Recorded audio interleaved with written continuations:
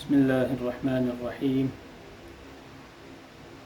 إن الحمد لله نحمده ونستعينه ونستغفره ونؤمن به ونتوكل عليه من يهده الله فلا مضل له ومن يضلل فلا هادي له وأشهد أن لا إله إلا الله وحده لا شريك له وأشهد أن محمدا عبده ورسوله أما بعد فأعوذ بالله من الشيطان الرجيم بسم الله الرحمن الرحيم والذين إذا فعلوا فاحشة أو ظلموا أنفسهم ذكروا الله فاستغفروا لذنوبهم ومن يغفر الذنوب إلا الله ولم يصروا على ما فعلوا وهم يعلمون صدق الله العظيم وصدق رسوله النبي الكريم الأمين إن الله وملائكته يصلون على النبي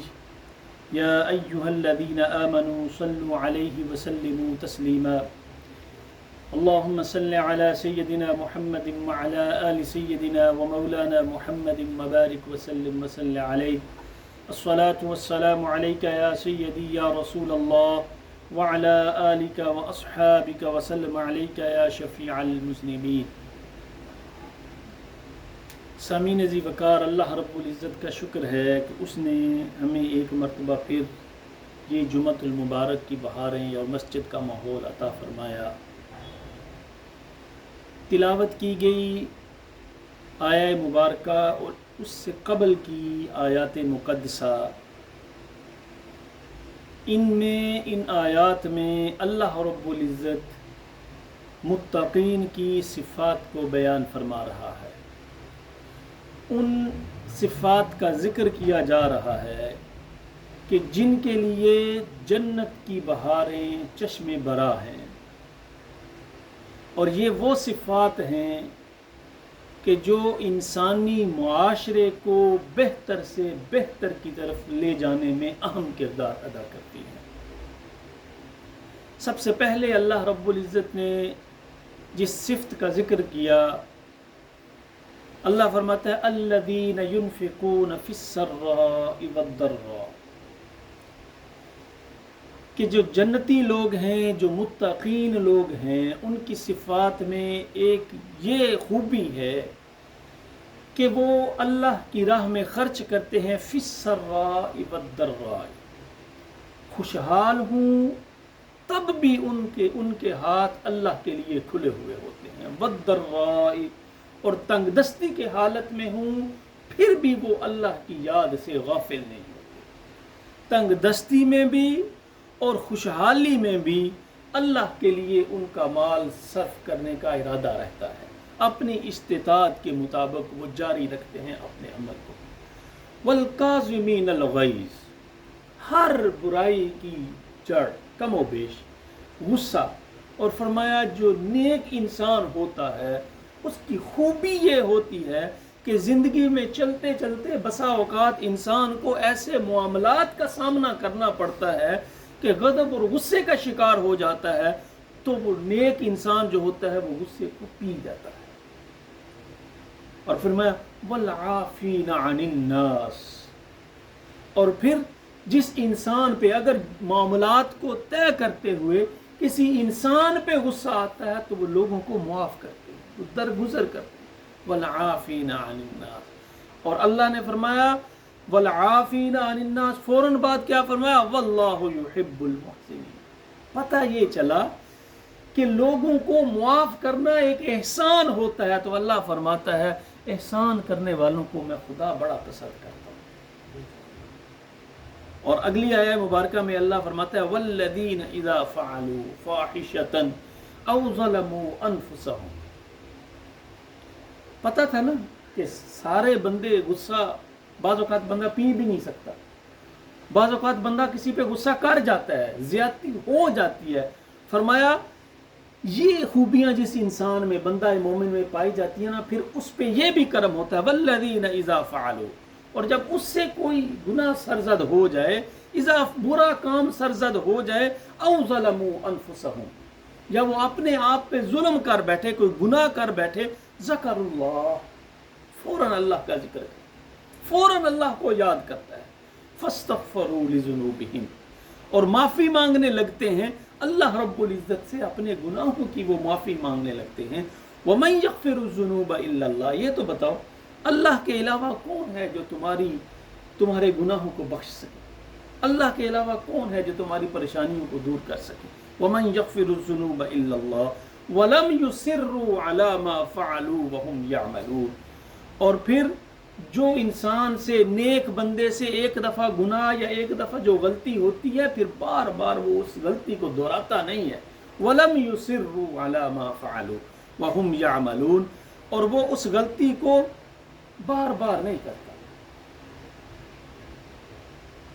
انسان جو ہے وہ غلطیوں سے پاک نہیں ہے. بحیثیت انسان ہر کسی سے خطا و نسیان کا صدور ہونا ممکن ہے. لہذا ایک اچھا انسان وہی ہوتا ہے جو غلطی کرنے کے بعد اس کی معذرت کر لیتا ہے، جیسا کہ نبی اکرم صلی اللہ علیہ وآلہ وسلم کا ارشاد گرامی ہے، سنن ابن ماجہ کی حدیث ہے کہ کل بنی آدم خطاء، کہ سارے بنی آدم، سارے انسان گناہ گار ہیں. وخیر الخطائین التواب، اور ان میں بہترین انسان وہ ہے کہ جو گناہ کرے التوابون، اور پھر وہ توبہ کر لیتا ہے، وہ اللہ کی بارگاہ میں حاضر ہو جاتا ہے. اگر کسی انسان سے کوئی زیادتی ہو جائے تو وہ اس سے معذرت کر لیتا ہے. کوشش کیجئے کہ ایسی بات انسان سے سرزد نہ ہو کہ انسان کو جس پر معذرت کرنی پڑے. جیسے حضرت سیدنا انس بن مالک رضی اللہ تعالی عنہ سے روایت ہے کہ رسول اللہ صلی اللہ علیہ وآلہ وسلم نے ارشاد فرمایا ایاک ما یعتذر منہ، ایسی بات پر اجتناب کرو، ایسی گفتگو کرنے سے اجتناب کرو کہ وہ گفتگو کرنے کے بعد تمہیں اس پہ معذرت کرنی پڑے. جیسے نہیں وہ بڑے کہتے ہیں کہ پہلے تولو پھر بولو، پہلے سوچو پھر بولو. اور ایک روایت میں ہے کہ حضرت ابو ایوب انصاری فرماتے ہیں کہ ایک آدمی نبی پاک صلی اللہ علیہ وآلہ وسلم کے پاس آیا اور کہنے لگا یا رسول اللہ مجھے کچھ عطا کیجیے، مجھے کچھ نصیحت فرمائیے. تو آپ علیہ الصلوۃ والسلام نے فرمایا اذا قمت فی صلاتک فصلی صلاۃ مودع، جب تو نماز کے لیے کھڑا ہو نا تو یہ سمجھ کہ یہ میری زندگی کی آج آخری نماز ہے، تو پھر تجھے صحیح خشوع و خضوع حاصل ہوگا، صحیح اللہ کی حاضری تجھے نصیب ہوگی. ولا تکلم بکلام تعتذر منہ غدا، اور پھر جو تو گفتگو کرے تو احتیاط کر کہ ایسی گفتگو تو نہ کرے کہ جس کے اوپر کل تجھے معذرت کرنی پڑے. سوچ سمجھ کے گفتگو کر. وجمل ایاس مما فی ید الناس، اور بعض اوقات ہوتا ہے نا بندہ دوسروں کے پاس چیز ہوتی ہے تو انسان اس کی حسد کرنے شروع کر دے. تو آقا علیہ الصلوۃ والسلام نے فرمایا جو کچھ لوگوں کے پاس ہے تو اس سے بے نیاز ہو جا، تو اس کی پرواہ نہ کر، تو اس سے نا امید ہو جا. اللہ تجھے غنی کر دے گا، اللہ تجھے عطا کر دے گا، اللہ رب العزت تجھے نواز دے گا. والعافین عن الناس واللہ یحب، لوگوں سے درگزر کرنا سیکھو. درگزر کرو گے تو کیا اس کا اجر؟ واللہ یحب، اللہ تمہیں پسند کرنا شروع کر دے گا. اور کسی مسلمان کو ناراض رہنے دینا یہ جائز ہی نہیں ہے. حضرت ابو ایوب رضی اللہ تعالی عنہ سے روایت ہے نبی اکرم صلی اللہ علیہ وآلہ وسلم نے، یہ صحیح بخاری متفق علیہ حدیث ہے، مسلم بخاری دونوں میں یہ حدیث ہے، لا یحل لرجل ان یہجر اخاہ فوق ثلاث لیال، کہ کسی مومن کے لیے، کسی مسلمان کے لیے، یاد ہے نا بندہ مومن کی اللہ نے خوبیاں بیان کی ہیں اور اسی خوبیوں کے ضمن میں یہ احادیث آ رہی. فرمایا ایک مسلمان کے لیے یہ جائز ہی نہیں ہے، حلال ہی نہیں ہے. لا یحل، حلال نہیں ہے. کیا حلال نہیں ہے؟ کہ وہ کسی دوسرے بھائی سے 3 دن تک ناراض رہے. یلتقیان فیعرض ھذا ویعرض ھذا فیعرض ھذا ویعرض ھذا، جب وہ کبھی ملتے ہیں، جیسے نہیں ناراض دو بندے سامنے آ جاتے ہیں، ایک اس طرف دیکھنا شروع کر دیتا ہے، دوسرا اس طرف دیکھنا، ہوتا ہے نا معاشرے میں ایسے. تو آقا علیہ الصلوۃ والسلام نے فرمایا ان دونوں میں اللہ کے نزدیک کون بہتر ہے؟ وَخَيْرُهُمَا الَّذِي يَبْدَأُ بِالسَّلَامِ. اللہ اکبر، کتنا بڑا ہے. فرمایا اللہ کے نزدیک ان دونوں میں بہتر وہ ہے جو سلام کرنے میں، جو بول چال کرنے میں پہل کرے. دوستو یہ اسلام کا دستور ہی نرالا ہے. اس ہر لمحہ ہر وقت اصلاح کی.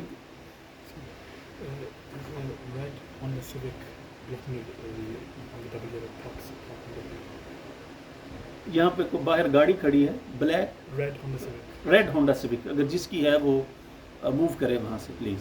RY19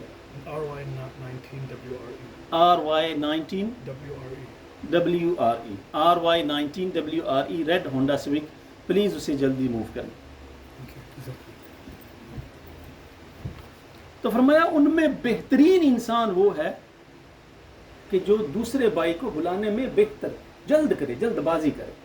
اس لیے اگر کہیں کسی موقع پہ دل میں، انسان کے دل میں اگر کوئی کدورت آ جائے، اگر کوئی پردہ پڑ جائے، اگر کوئی غصہ آ جائے، تو یاد رکھو اللہ والذین اذا فعلوا فاحشۃ او ظلموا ذکروا اللہ کثیرا، فوراً اللہ کی طرف رجوع کرو، فوراً والعافین عن الناس، لوگوں سے درگزر کرو. اللہ تم پہ سے درگزر، واللہ یحب المحسنین، اللہ تمہیں پسند کرنا شروع کر دے گا. درگزر کرو اور اپنے لیے راستے آسان کرو اور دوسروں کے لیے بھی راستے. حضرت سعد بن عبادہ، معذرت سے زیادہ، آپ کسی سے معذرت کرتے ہیں نا، وہ پوچھ سکتا کیا اس کا انعام ملے گا. تو آقا علیہ الصلوۃ والسلام نے فرمایا سب سے پسندیدہ عمل اللہ کے نزدیک یہی. حضرت سعد بن عبادہ رضی اللہ تعالی عنہ نے کہا، یہ حدیث ہے کہ صحابہ گفتگو فرما رہے ہیں، کسی نے کہا کہ اگر میں کسی مرد کو اپنے گھر میں دیکھوں تو اس کی گردن اڑا دوں، اتنی مجھے غیرت ہے. تو نبی اکرم صلی اللہ علیہ وآلہ وسلم تک یہ بات پہنچی تو آپ نے فرمایا واللہ لأنا اغیر منہ، اللہ کی قسم تم سب میں سب سے زیادہ غیرت مند میں ہوں. اور پھر فرمایا واللہ اغیر منی، اور ہم سب میں سب سے زیادہ غیرت مند جو ہے وہ اللہ رب العزت کی ذات ہے. اور فرمایا وَمِنْ أَجْلِ غَيْرَةِ اللَّهِ حَرَّمَ الْفَوَاحِشَ مَا ظَهَرَ مِنْهَا وَمَا بَطَنَ، اور اللہ نے اپنی غیرت کی وجہ سے ہی انسان کے لیے فواحش کو، انسان کے لیے برے کاموں کو حرام کیا ہے.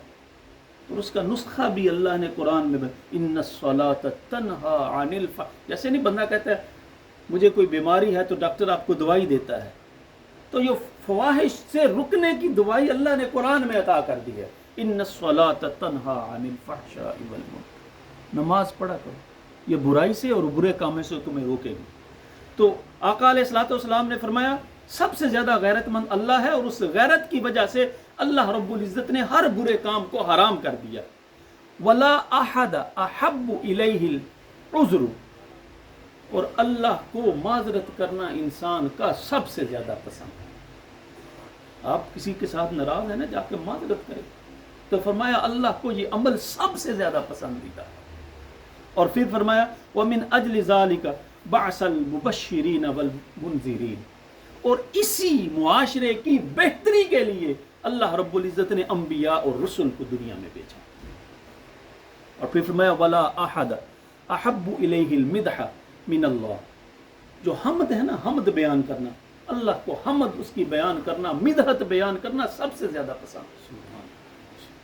ہم نے سارے کام کیے لیکن جو ہم کرتے ہیں اس کی روح تک نہیں پہنچے. جیسے ہم نماز پڑھتے ہیں نا سبحانک، کبھی غور کیا وہ ہم بات کیا کر رہے ہیں؟ سبحانک، کتنی چاشنی ہے ان الفاظ میں، سبحانک اللہم وبحمدک وتبارک اسمک، ساری تعریفیں اللہ تیرے لیے، اور انہی تعریفوں کے ساتھ میں تیری حمد بیان کروں، اور تیرا نام بڑی عظمت اور بڑی بلندیوں والا ہے. وَتَبَارَكَ اسْمُكَ وَتَعَالَى، تیری شان کیا بلند ہے. آپ وہ چیز دہرائیں نا ذہن میں. تو پھر ان الصلاۃ تنہا عن الفحشاء والمنکر، پھر یہ نماز تمہیں برائی سے بھی روکے گی، تمہیں ہر برے کام سے روکے گی. فرمایا جب آپس میں ناراض ہو جاؤ تو معذرت کرو. حلال ہی نہیں، لا یحل، تمہارے لیے یہ حلال ہی نہیں ہے کہ 3 دن سے زیادہ کسی سے ناراض رہو.